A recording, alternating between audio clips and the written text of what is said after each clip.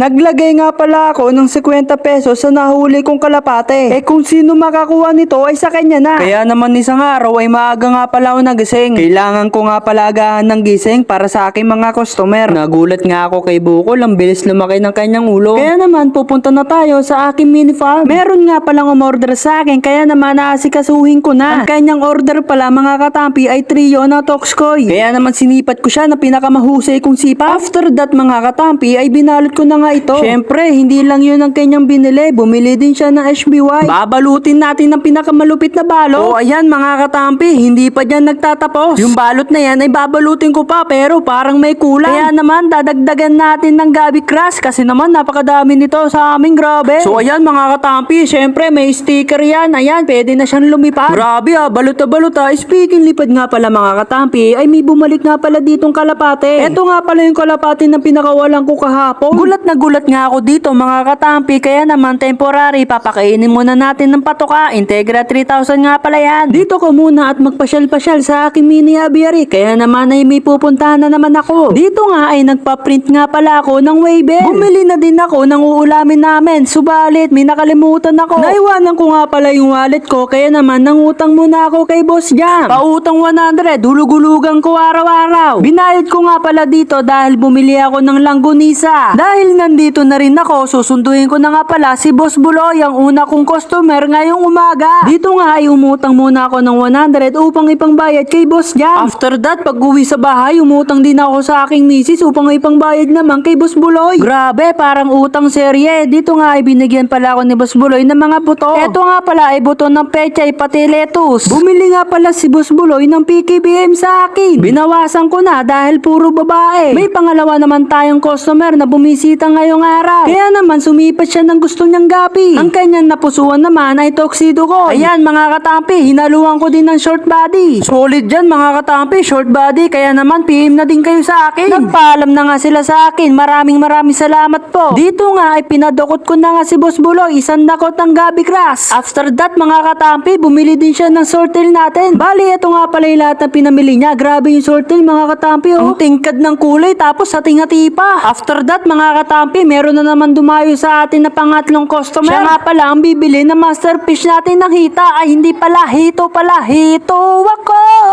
Bazang-baza sa ulan. So balik na tayo sa kwento mga katampi. Tinulungan ko nga pala siya sa pagkuha ng isda. Subalit ito pala yung aking nakuha. Grabe naman kay dami ng Gabi Crush dito mga katampi. Kaya naman binigay ko na kaagad sa kanya at umalis na siya ng maaga. Kaya naman maraming salamat po. Dito naman tayo sa ating kalapate. Napisa nga pala yan. Bigyan natin ng pangalan tapos bumalik nga pala yung kalapating nahuli natin tapos pinalipad natin kahapon. Meron nga palang pumasok sa aking isipan. Lalagyan ko nga pala ng 50 pesos to. Ngayon, nilagyan ko ng 50 pesos. Ayan. Ayan, mga katampi. Kung sino makakahuli nito, sa kanya na itong 50 pesos, mga katampi, ha? Ngayon, papakawalan na natin itong ibon na to. Kung kanino mapunta itong mga katampi, mayroong 50 pesos. Ayan.